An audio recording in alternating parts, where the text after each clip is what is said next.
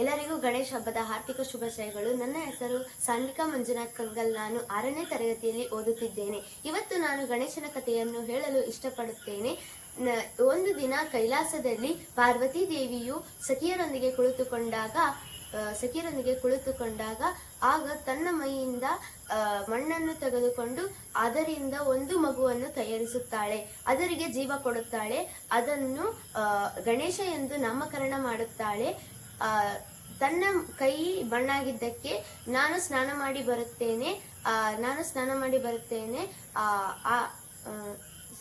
ಬರುತ್ತೇನೆ ಅಲ್ಲಿಯವರೆಗೂ ಯಾರನ್ನೂ ಒಳಗಡೆ ಬಿಡಬೇಡ ಎಂದು ಗಣೇಶನಿಗೆ ಆದೇಶ ನೀಡುತ್ತಾಳೆ. ಆಗ ಗಣೇಶನು ಬಾಗಿಲ ಹತ್ತಿರ ಕಾವಲು ಕಾಯುತ್ತಿರುತ್ತಾನೆ. ಸ್ವಲ್ಪ ಸಮಯದ ನಂತರ ಶಿವನು ಬರುತ್ತಾನೆ. ಶಿವನು ಒಳಗಡೆ ಹೋಗುತ್ತಿರುತ್ತಾನೆ. ಆಗ ಗಣೇಶನು ಶಿವನನ್ನು ತಡೆದು ನೀನು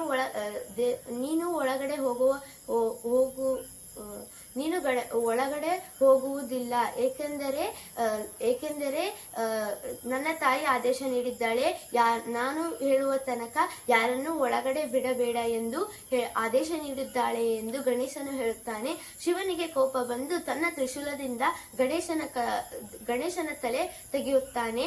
ಆಗ ಪಾರ್ವತಿ ದೇವಿಯು ಬರುತ್ತಾಳೆ. ಪಾರ್ವತಿ ದೇವಿಯು ಅದನ್ನು ಕಂಡು ಯಾರು ನನ್ನ ಮಗನನ್ನು ಸಾಯಿಸಿದ್ದು ಎಂದು ದುರ್ಗಾದೇವಿಯಾಗಿ ಪ್ರತ್ಯಕ್ಷಳಾಗುತ್ತಾಳೆ.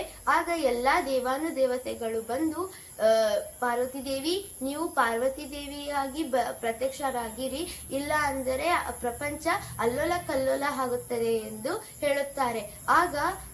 ಆಗ ಶಿವನು, ಹೌದು ಪಾರ್ವತಿ ದೇವಿ, ನೀವು ಪಾರ್ವತಿ ದೇವಿಯಾಗಿ, ಇಲ್ಲ ಎಂದರೆ ನಾನು ಗಣೇಶನನ್ನು ಬದುಕಿಸುತ್ತೇನೆ ಎಂದು ಹೇಳುತ್ತಾನೆ. ಆಗ ಪಾರ್ವತಿ ದೇವಿಯು ಪಾರ್ವತಿ ದೇವಿಯಾಗಿ ಪ್ರತ್ಯಕ್ಷಳಾಗುತ್ತಾಳೆ. ಶಿವನು ನಂದಿಗೆ ಹೇಳುತ್ತಾನೆ, ನೀನು ಉತ್ತರ ದಿಕ್ಕಿಗೆ ಹೋಗಿ ಯಾವುದಾದರೂ ಮೊದಲು ಪ್ರಾಣಿ ಕಂಡು ಬಂದಾಗ ನೀನು ಅದರ ತಲೆಯನ್ನು ತೆಗೆದುಕೊಂಡು ಬಾ ಎಂದು ಹೇಳುತ್ತಾನೆ. ಆಗ ನಂದಿಯು ಉತ್ತರ ದಿಕ್ಕಿಗೆ ಹೋಗಿ ಮೊದಲು ಅವನಿಗೆ ಆನೆಯು ಮಲಗಿರುವುದನ್ನು ಕಂಡು ಆನೆಯ ತಲೆಯನ್ನು ತೆಗೆದುಕೊಂಡು ಬರುತ್ತಾನೆ.